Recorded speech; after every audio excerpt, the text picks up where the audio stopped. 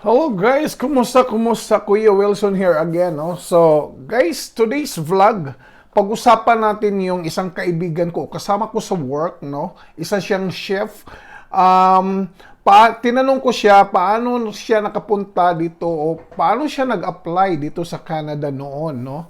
2013 ata siya dumating dito sa Canada. So, guys, kung naniwala kayo na mayroong swerte ang tao, iba-iba lang na paraan, no?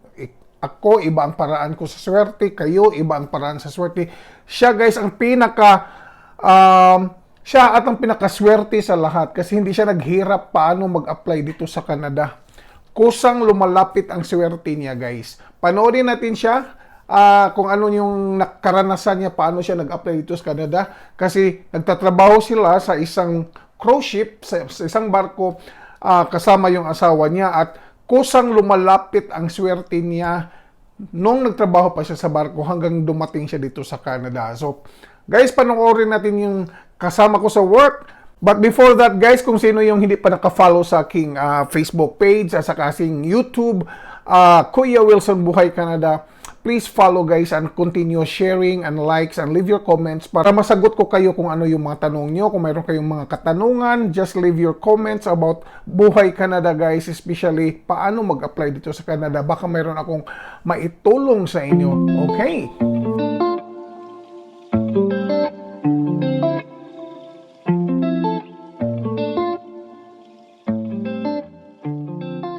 Guys, pangalan ko pala si Abelino Dumondon. I'm from Calgary, Alberta, Canada. Nakarating ako dito nung 10 years ago. I work in Royal Caribbean Cruise Line. Naririnig nyo na yan, yung pinakamalaking ships in all over the world. And then, one of the owner of the hotel, kumain sila sa shops nung that time, and then they love the food. And actually, hindi ako yung nagluto noon. Ang nagluto noon yung aking asawa. Kasi kasama ko sa barko. So, nung nagluto yung asawa ko, kasi meron kami Portofino at saka chops. Sa chops ako, sa Portofino. I-order yung asawa niya ng pasta sa Portofino. And nagustuhan nila yung pasta. And then, yung asawang lalaki, pinahanap kami dun sa waitress. Yung waitress na yun ay barkada namin, Pilipina rin yun. Ngayon nasa Switzerland, I don't know, barkada. But it's already together with her husband. Then yun nga, tapos sabi niya, huwag kayong mag-alala, in a week, I give you the LMO. Before is LMO. And now, Lamia. And then, nagulat kami kasi after a week, meron na kaming LMO. Yung parang, tawag ba doon Yung contract. Contract again. And then, pagkatapos nun, nag-resign kami sa barko, bumaba na kami. Sabi namin sa mga kasama namin. Sabi ng mga kasama namin, hindi yan totoo. Ano yan? Scam yan. Sabi namin, paano magiging scam? Kasi mismo yung may-ari. Siya mismo yung nagsabi sa amin. So, pagkasabi niya, dumating. So, hindi siya scam. That time, nagpaalam kami sa Royal Caribbean na we're totally resigned. We're not coming back for the ship. Ano yung dating mo dito? Restaurant o hotel? Hotel. Saan? Hotel niya. Sa Newfoundland. Sa Newfoundland? Newfoundland and Labrador. I started there for, I think, 5 years kami doon. Mag-asawa. Doon ako naging permanent. I think, 3 years? No, 2 years permanent kami kagad. Ang bilis, no? Napakabilis ang processing ng Newfoundland. Kasi kailangan nila ng mga tao doon. Kaya mas maganda kung gusto nyo pumunta ng Canada, na gusto nyo maging permanent residency or very fast to become a Canadian, kailangan pumunta ka sa mga, huwag ka agad pupunta ng Calgary or Vancouver, Toronto. You go first for the province, like Atlantic, Canada. Napakabilis ng processing. So, yun nga. So, yung processing mo, ikaw ang nag-submit sa Manila? Oh, yes. Ikaw nag-submit sa embassy? Yes, lahat. Tapos hinihintay lang kami ng may-ari hanggang sa dumating. Ang bilis wala pang 3 months tapos lahat. Working permit, tapos wala akong binayaran kahit 5. Kasi sagot nila tapos nung na-delay yung flight namin mag-asawa, pinadalan kami ng kaya utang na loob ko dun sa may-ari, si Roger Enold, kung makikita mo tong vlogs na to, yung mga kaibigan ko. Puti siya.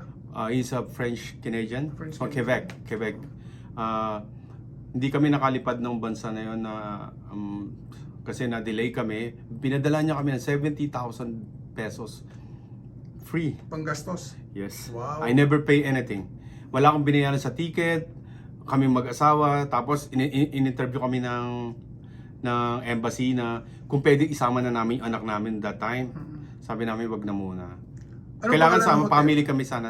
Ang pangalan ng hotel is Sir Wilfred Hotel. Yeah, it's a 3-star hotel with 350 rooms. Wow. And then Coke ka dun. yeah, Yung asawa I'm mo, ahead. They chef. put me as a executive. chef there, yeah, like. Okay. And then I'm a chef that time there, and then yeah, I grabbed the opportunity. My wife too, we worked together in the kitchen. And then after 4 years, he decided to sell the hotel. Oh, so wala na siyang business na hotel. Wala na, so he sell it everything. So that's why I applied for cross iron oil, like sa ano tawag dito sa Oil and gas, mga ganun. ako I become a cook there inside, so I'm feeding them, the contractor and everything. So, Then I try another 2 years there, and then after that the recession go down. That's why I'm in Calgary right now. You move here ka. Anong masasabi mo sa mga gusto mag-apply ng Canada? Magandang opportunity ang Canada kasi ang Canada is one of the richest countries, especially in healthcare system. Everything is free. You don't pay anything for the doctor, for the operation. Even sometimes the medicine inside while you're inside the hospital is all free. Because nanggaling ako doon, na hospital ako, I think alam mo yan, Wilson, na for 4 months I never worked, right?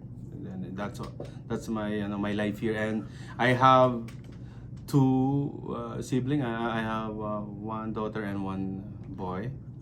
So pag may gustong mag-apply ng Canada, anong may bigay mong advice through agency or maghanap sa job bank o ano paano? Yeah, job bank is better. Like it's direct from the government is better. But there is also certain agency like Mercant. Mercant is also good. Mercant is until now they from Australia, Canada, USA, they name it. I think we have that in the Philippines. Oh, wow. And then yeah, ito hanggang ngayon nagtatrabaho ako as a cook right now, and yeah. Anong I'm doing ang well. masasabi mo sa Canada? Oh, excellent this place. It's really you wish for a nice life, wish for everything. Hindi ka mawawala ng pera if you work here.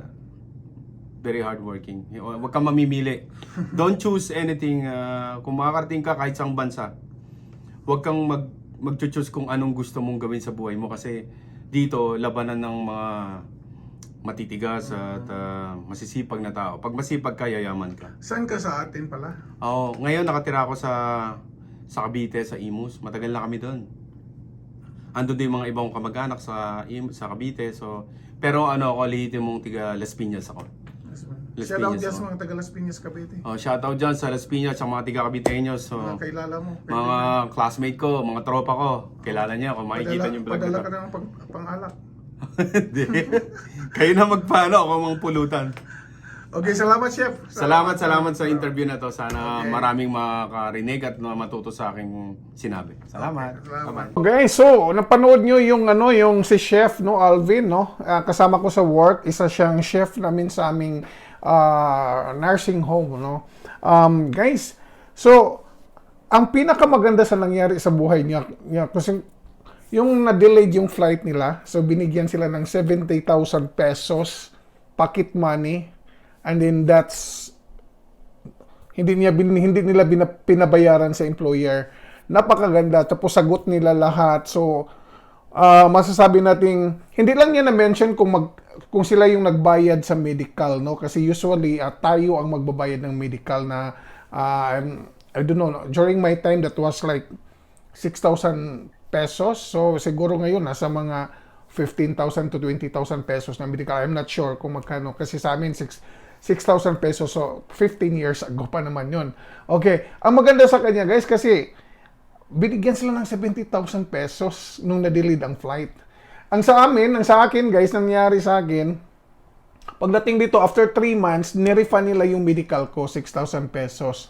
nirefund nila yung medical ko. Tapos, nung pagdating namin dito, dahil habang naghahanap pa yung employer namin sa boarding house or sa matirahan namin, doon kami muna sa hotel namin nagstay for 1 week. So doon kami sa hotel kumain para kaming guest. Pagkatapos ng pagkaumaga, 8 o'clock, bababa kami, magtatrabaho kami sa housekeeping. Tapos pag mga 5 o'clock, pag off, akit kami sa aming room. Tapos bababa kami, magdi-dinner sa restaurant. Kahit saang restaurant kasi we have 3 restaurants sa aming hotel. So kahit saan doon sa restaurant, doon kami kumain. Pero guys, alam nyo ba, pag ang swerte mo talaga ay lalapit sa iyo, grabe, no? Huwag kang magdalawang isip. Kaya, as Alvin said, na mga kasamahan nila nag-turn down, oh, baka scam yan. So, don't mind it. Paano mo malaman kung scam yan kung hindi mo subukan? Okay, di ba? Okay guys, maraming salamat. Sana may natutunan kayo sa vlog na to guys. And keep on applying or submitting resume with cover letters through Jobbank. That's my advice, guys. Keep on submitting resume with cover letters through Jobbank or Indeed. Okay? Kuya Wilson, thank you very much for watching, guys.